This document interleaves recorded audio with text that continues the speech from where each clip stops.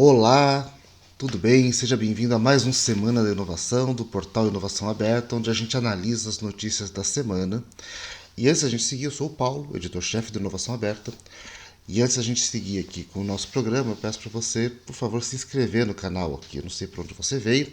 Se você veio da nossa newsletter semanal, se você veio, achou a gente no YouTube, enfim, clica aqui porque a gente tem sempre novidades. A gente faz aqui, por exemplo, mentorias online. Tivemos essa semana uma excelente mentoria online com a Fundação CERT sobre como as empresas se relacionam com startups e como implantar projetos de inovação aberta.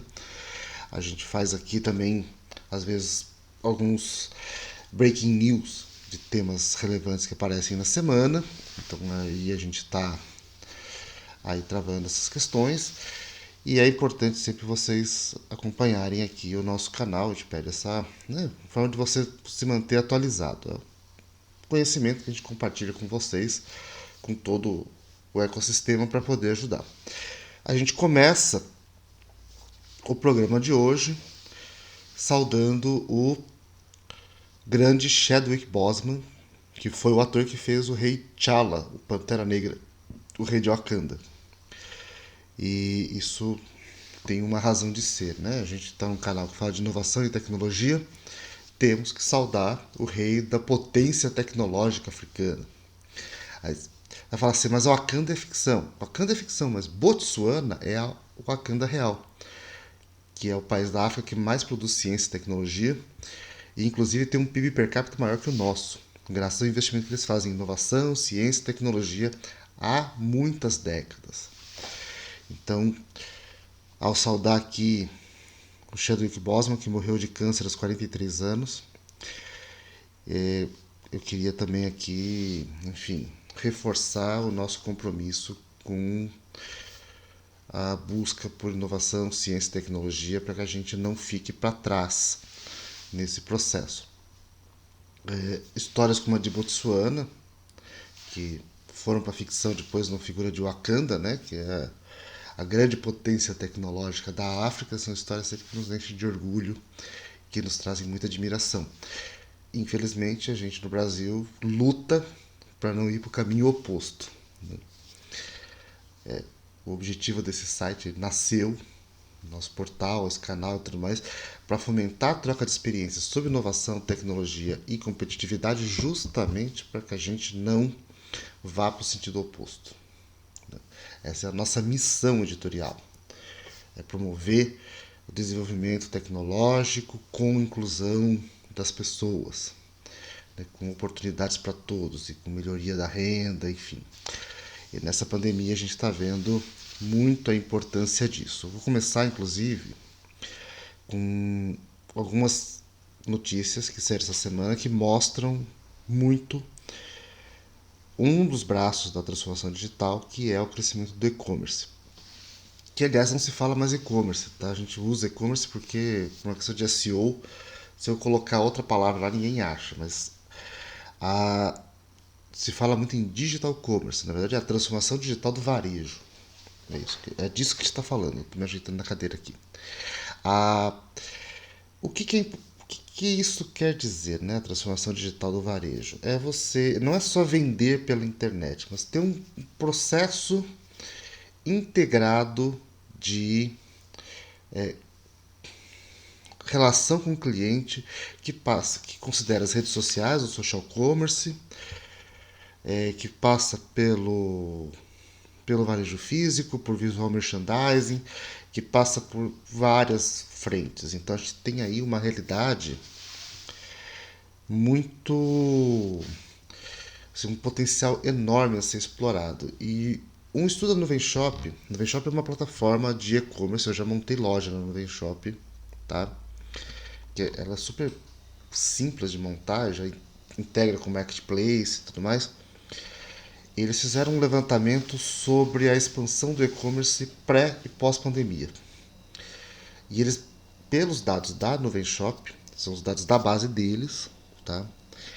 O e-commerce cresceu mais de 100%, 137% no Brasil. E em 17 estados, esse é o grande, o crescimento foi acima dessa média. Em alguns casos, como o Acre, cresceu mais de 200%. E por que que isso aconteceu? Qual foi a razão de você ter essa expansão do e-commerce tão acelerada e tão intensa? A gente está vendo já, né? Teve resultado do Magazine Luiza, resultado Via Varejo, todos apontando crescimentos assim acima de 100%. P2W cresceu mais de 100%, Via Varejo cresceu mais de 100%, Magazine Luiza cresceu mais de 100%, muito impulsionado pelo varejo e pela inclusão de varejistas nas plataformas, todos eles crescendo nos seus marketplaces. O Nuvem Shop, que é uma plataforma de e-commerce, né? Crescendo forte. A Local Web cresceu muito seu serviço de e-commerce, e esse dado do Nuvem Shop mostra uma coisa interessante, que é: havia algumas regiões do país que estavam mais atrasadas na transformação digital do varejo. E aí, na pandemia, elas tiveram que correr. Então, houve uma grande queima de etapa. E isso é o grande dado que a Nuvem Shop trouxe. Quer dizer, a gente havia. Geralmente, o e-commerce estava muito concentrado nas regiões que são mais. Dentro de uma visão de ciclo de difusão da tecnologia, as regiões com um perfil mais inovador, como por exemplo São Paulo. São Paulo cresceu menos de 100%. Por quê? Porque São Paulo já tem uma presença de e-commerce maior. Agora, os estados que têm um perfil mais conservador na adoção de tecnologias, aí olhando para o consumidor, tá? Esse perfil de consumidor não é nenhum julgamento moral, é uma análise fria dos dados. Diante da pandemia, tiveram que acelerar. Então, houve mais abertura de lojas e tudo mais. Então, a digitalização avançou muito. Por quê? Porque ela estava muito mais atrasada. E ela, pela necessidade, ela teve que correr. O que é uma excelente notícia, tá? Não o fato de estar atrasado, mas o fato de terem corrido e terem superado e terem atingido. Então a gente vê que as vendas online, você já tinha dados do Ibope Cantar, lá no barômetro Covid, as vendas online vieram para ficar. Tá? O Brasil vai se tornar, assim, mesmo no pós-pandemia, então, evidentemente as pessoas vão voltar a ter mais consumo presencial, mas a relação de compra online, uma vez estabelecida, ela não volta para o mesmo patamar para a pandemia. Ela talvez vai estabilizar no patamar ainda mais alto. Então a gente, e os dados, inclusive, das reaberturas de comércio mostram isto. Não é à toa que já está havendo algumas acelerações. Hoje a gente deu uma matéria da Linha Alimentos, que anunciou que vai estar fazendo parceria com marketplaces. É uma história prosaica, mas ela é interessante pelo seguinte: a, tinha saído um estudo alguns meses atrás mostrando que só 30%. Deixa eu dar um passo antes, desculpa. Existe um movimento no digital commerce que é a venda direta indústria-consumidor. Tá? Então você tem o canal que não passa por um canal de varejista. Isso é um movimento que já existia. Um passo que aconteceu esses dias foi que a Nissan criou a sua primeira loja 100% virtual de venda de automóveis, com o Nissan Versa 1.0, e que vai ser vendido exclusivamente online. Tá? É um projeto que envolve Vetex, envolve Itaú, é um projeto bem bacana. E o que aconteceu? Mas isso é um canal de venda da Nissan, tá dentro da loja da Nissan. O que as pesquisas apontavam é que ainda havia uma resistência da indústria de ir por os marketplaces. Que o caminho que os varejistas foram, quando tiveram que se digitalizar, por exemplo, foi: você vai para o Magazine Luiza, vai para o Via Varejo, vai para o Mercado Livre, a Amazon, e vende ali. A indústria tinha uma adesão de torno de 30% a 35% de opção, aqueles que faziam e-commerce, de ir para esse canal. E com o cenário, evidentemente, eu preciso vender, tem que vender online, e o varejo está difícil e tudo mais, essa opção se tornou mais forte. Então, esse movimento da linha, o que eles fizeram? Eles tinham feito uma escolha de 100% venda para o canal próprio e optaram por ir para o marketplace. Então, o marketplace se torna um canal prioritário de venda da linha, a partir de agora. Eles já fecharam com o Via Varejo, Magazine Luiza, Amazon e Mercado Livre. Mercado Livre? Não. Magazine Luiza, Amazon, B2W e Via Varejo. E tem outros que estão negociando. O Mercado Livre ainda vai entrar. Então, o que é isso? é o fortalecimento e a digitalização do varejo e deste outro canal que é a venda direta indústria consumidor. Isso é um canal, isso vai ser um canal muito interessante. Então vamos acompanhar porque outros produtores vão muito para esse caminho, né? Então a gente tem e, e a adesão da indústria para o marketplace vai inclusive revolucionar o varejo, porque a indústria passa a concorrer diretamente com o varejista dela. Em alguns casos, no caso da Nissan, você tem uma lei Ferrari que obriga que a venda seja feita exclusivamente por concessionárias. Então, o processo, a jornada de compra da Nissan inclui a concessionária no processo. Ela precisa fazer isso por lei. Mas em outros segmentos, no caso da Aline, que vende adoçante e algumas coisas, e produtos dietéticos, ela vender diretamente, ela concorre diretamente com o supermercado. Então isso tem algumas disrupções que vão vir aí nesse processo. Uma outra frente interessante é o agro. O agro sempre é, né, o Brasil tem uma digitalização do agro muito boa, tem startups de agrotech muito forte e hoje, sexta-feira, estou gravando esse vídeo, a SP Ventures, que é um fundo de venture capital que investe em startups já há bastante tempo, anunciou que ele fechou um fundo de 90 milhões com investidores internacionais, alguns fundos de corporate venture capital, como BASF, Syngenta e mais outros investidores, para investir em agritechs.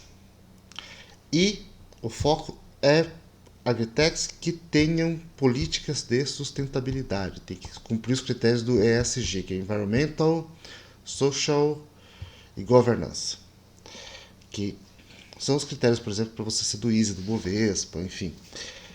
Isso é importantíssimo, porque, por um lado, você dá uma sinalização de que você tem que, até tentar debate ambiental que o Brasil tem inserido, o que o mercado de capitais está fazendo é, ó, nós só vamos botar dinheiro que estiver comprometido com questões ambientais. Mas, por outro lado, também ajuda a acelerar e a tornar mais competitivo o nosso agronegócio, que é um agronegócio altamente digitalizado. Tanto que a Embrapa lançou essa semana uma metodologia para avaliar o impacto de entregas que eles fazem na agricultura digital na competitividade do agronegócio. Eles têm um indicador que é o que eles chamam de lucro social, que é a cada dinheiro investido na Embrapa, quanto ela devolve em ganho para a sociedade, em termos de dinheiro, quanto ela devolve em competitividade do agronegócio. E esta metodologia ela está dentro do cálculo do lucro social para poder avaliar o impacto econômico das tecnologias de agricultura digital que a Embrapa promove.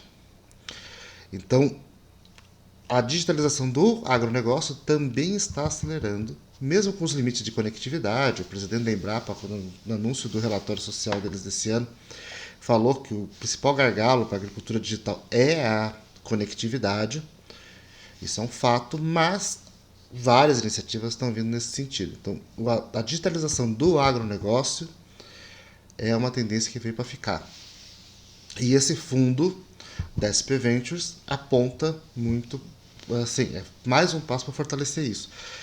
O nosso polo de agritech tende a ser o nosso ecossistema de agritech já é um ecossistema muito parrudo e com projetos muito interessantes. Tem as fintechs agrícolas, tem projeto de blockchain agrícola, tem muita coisa bacana, porque tem, né, inclusive uma financiarização muito forte aqui.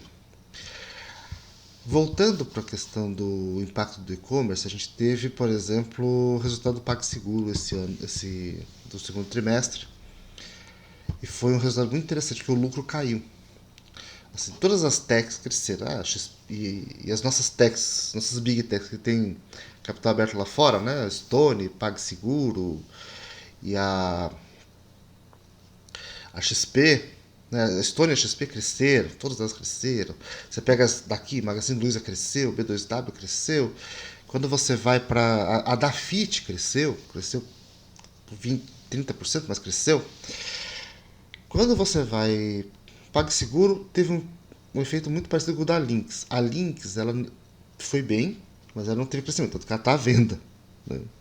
Tá a briga, TOTOS entrou na briga, tá, um embrólio agora, e pode inclusive ir para a justiça, estão avaliando, pode ir para arbitragem, então uma série de questões ali. O que aconteceu com o PagSeguro foi o seguinte, ele aumentou a digitalização, né, porque moderninha, tá, muita gente foi empreender, você vai lá, compra a maquininha, aqui a gente aqui em casa no chegou a vender comida, por exemplo, a gente tem a maquininha de cartão para poder vender. Mas, sim, então a digitalização aumentou. Mas o produto de venda por cartão de crédito caiu porque as pessoas estão mais pobres. E as, no cartão de crédito, o PagSeguro ganha duas vezes. Ele ganha porque as taxas do cartão de crédito são mais altas e ele ganha nas operações de antecipação de crédito, com o desconto. E isso também caiu. Então o que aconteceu? Ele passou mais pagamento pelas maquininhas do PagSeguro. O ganho com transação caiu, mas o ganho com operações de cartão de crédito, o ganho de transação subiu, mas o ganho em operação de cartão de crédito caiu. Que é efeito muito da queda das vendas físicas e da queda da venda de bens duráveis, porque você compra o cartão de crédito coisas maiores. Você vê que no caso do PagSeguro não é representativo a questão de bens duráveis, mas principalmente, quer dizer, as pessoas são sem crédito, elas não estão usando o cartão de crédito, porque não tem crédito no cartão, não tem limite para gastar. Né? Então, estão gastando gastos mais curtos. E compras, por exemplo, com o Corona Voucher, que foram muito importantes para a Estônia. A Estônia cresceu muito baseada em operações com Corona Voucher. No caso do PagSeguro, que também recebe Corona Voucher, elas não foram suficientes para superar essa questão do cartão de crédito. Então, foi bem, eles estão com um fluxo de caixa enorme, tanto que eles fizeram um movimento interessante que foi comprar o Wirecard, que tem um gateway que é o MOIP, que é muito utilizado. Se você, por exemplo, quem já se inscreveu no Simpla, todo o pagamento do Simpla é feito pelo MOIP. E agora isso é PagSeguro. Isso é para poder fortalecer o quê? A presença online, que é onde as coisas estão acontecendo. Esse movimento do PagSeguro não é à toa. Eles estão indo mesmo olhando para o online. Por fim, uma coisa que eu queria destacar são alguns movimentos. A gente tem aqui os projetos que estão abertos. E teve um momento importante da Gerdau. Aliás, teve um estudo que foi anunciado o ranking da Open Startups, das empresas que mais fazem inovação aberta, e a gente, assim, nos últimos 5 anos, as empresas que promovem inovação aberta, elas cresceram 20 vezes. Hoje são mais de 1.600 empresas. Então eles mapearam 1.600 empresas no Brasil que promovem algum grau de engajamento com startups. E daquelas que procuram startups, o percentual das que estão conseguindo encontrar as startups para aquilo que elas precisam, que é principalmente inovação nos seus negócios, ou de processo, ou de produto, chegou a 58%.